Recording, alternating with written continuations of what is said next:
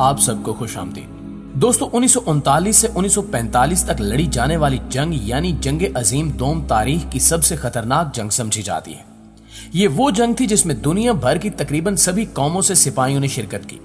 इस जंग में फौजियों और शहरियों को मिलाकर 80 मिलियन लोग मारे गए थे। ये वही दौर था जिसमें हिटलर ने एक सियासी जमात नाजी पार्टी में हिस्सा लिया था और फिर जर्मनी का हुक्मरान बन गया। इस सियासी जमात से वाबस्ता लोगों को भी नाजी कहा जाता था।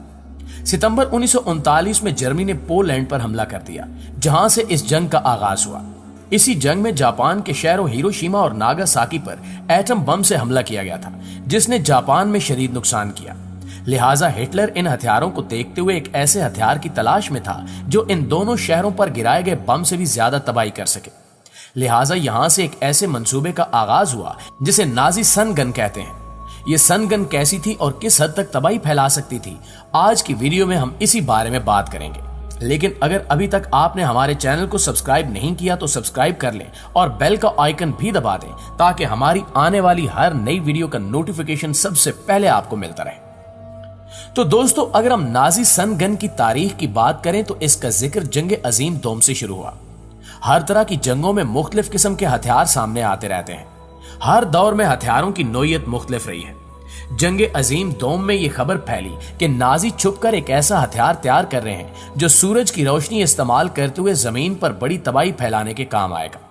इस तरह जर्मन नाजी सूरज की रोशनी से अपने दुश्मनों का मुकाबला कर सकेंगे। इस खबर ने बहुत से लोगों को हैरान और जर्मनी के मुकाबिल मुल्कों को परेशान कर दिया। यह हथियार वाकई एक तख्लीकी आइडिया था जो दुश्मन को शिकस्त देने में बहुत मददगार साबित होता।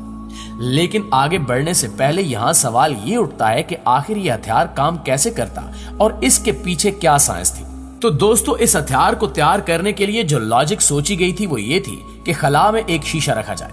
जैसा कि हम सब जानते हैं कि शीशा रोशनी को रिफ्लेक्ट करता है यानी वापस मोड़ देता है। तो नाजियों का प्लान यह था कि खला में इस एंगल पर शीशा रखा जाएगा कि यह सूरज की रोशनी को वापस जमीन के उस हिस्से की तरफ मोड़ देगा जहां दुश्मन होंगे।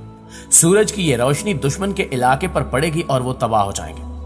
अब आपका सवाल होगा कि सूरज की रोशनी तो वैसे भी जमीन पर पड़ती है मगर कुछ तबाह नहीं होता। दरअसल सूरज की रोशनी जो जमीन पर पड़ रही है वो एक मखसूस दर्जा हरारत रखती है। अगर सूरज की किरणों का इससे ज्यादा दर्जा हरारत हो तो सब कुछ तबाह हो जाए। नाजी सन गन में शीशे से वापस आने वाली सूरज की रोशनी का दर्जा हरारत भी ज्यादा होता ताकि वो दुश्मन को तबाह कर देती।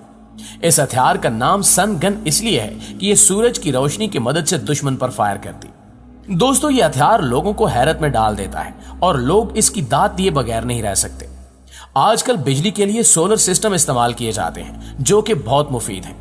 सोलर सिस्टम के जरिए सूरज की तवानाई को बिजली में बदलकर इस्तेमाल किया जाता है। इस तरह बिजली का खर्चा भी कम आता है। लेकिन अगर 80 साल पहले की बात करें तो क्या उस वक्त सन गन जैसा हथियार बनाना मुमकिन था? ये 1940 की बात है और उस वक्त साइंस भी बहुत पीछे थी। इस हथियार को बनाने के लिए जदीद टेक्नोलॉजी चाहिए थी और उस वक्त टेक्नोलॉजी के इतने वसाइल नहीं थे जो इस हथियार के लिए चाहिए थे। 1940 में इतना बड़ा शीशा बनाना, उसे उठाकर खला में पहुंचाना और वहां फिक्स करना बहुत मुश्किल था, जो कि उस वक्त टेक्नोलॉजी के लिहाज से नामुमकिन था। इस शीशे को उठाकर खला में कहीं भी लगा नहीं देना था बल्कि एक मखसूस एंगल पर फिक्स करना था। इसलिए इसके लगाने में एंगल का ख्याल रखने और पायदारी के कई मसाइल थे। सन गन के बारे में बहुत सी खबरें गर्दिश करती रहीं, मगर हम इसकी हकीकत के बारे में बात करें तो इस हथियार के बनाने के बारे में कोई ठोस सबूत मौजूद नहीं है। अगर हम तारीख का मुताला करें तो इनके बारे में कोई सबूत नहीं मिलते कि वो सब खबरें जो नाजी सन गन के बारे में गर्दिश कर रही थी वो सिर्फ अफवाहें थी। दोस्तों, बहुत सी खबरों की तरह नाजी सन गन की खबर भी वक्त के साथ साथ बहुत सी तब्दीलियों से गुजरी। इस बात में कोई शक नहीं है कि नाजियों ने जंग अजीम दोम में बहुत हथियार इस्तेमाल किए, मगर नाजी सन गन की खबर हकीकत नहीं बल्कि अफवाह है। कुछ मुआरिख लिखते हैं कि नाजी सन गन की खबर टेक्नोलॉजिकल जिद्दत की वजह से वक्त गुजरने के साथ साथ खुद से पैदा हो गई। यानी नाजियों ने ऐसे किसी हथियार के बारे में सोचा भी नहीं था, लेकिन टेक्नोलॉजी में तरक्की के साथ साथ सन गन के बारे में बातें बन गईं और मशहूर हो गई। ऐसा नहीं था कि सिर्फ नाजियों ने सूरज का इस्तेमाल करके दुश्मनों को तबाह करने के बारे में सोचा, बल्कि 1999 में रूस ने एक हिकमत अमली तरतीब दी जिसके मुताबिक इन्होंने भी सूरज की तवानाई से काम लेने का प्लान बनाया।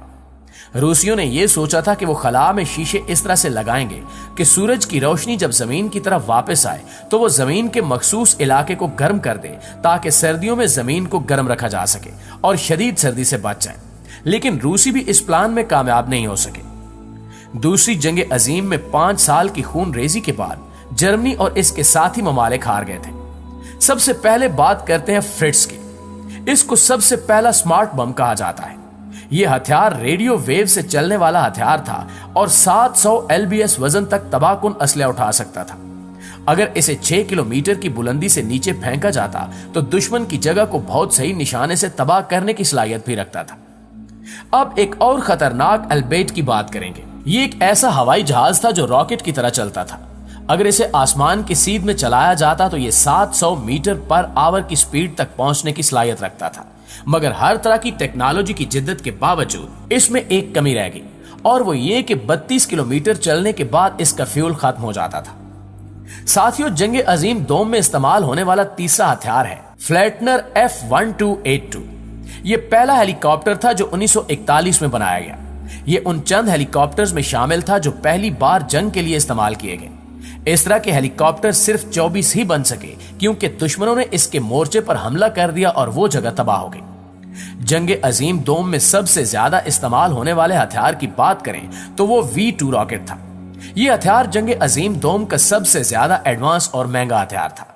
उस जंग में इस्तेमाल होने वाले तमाम हथियार जंग से पहले तैयार हो चुके थे, मगर ये 1940 की खिज़ां तक तैयार न हुआ। इस हथियार को खास तौर पर लंदन से दिफा के लिए इस्तेमाल किया गया। V2 रॉकेट के जरिए 9000 लोगों का कत्ल किया गया। इन हथियारों की एक अफसोसनाक बात यह है कि इनको बनाते हुए भी बहुत से वर्कर्स अपनी जान से हार जाते थे। इस तरह इस रॉकेट की तैयारी में भी कई लोग मारे गए। नाज़रीन, अब सवाल यह है कि अगर हिटलर इन हथियारों की मदद से जंग जीत जाता तो क्या होता?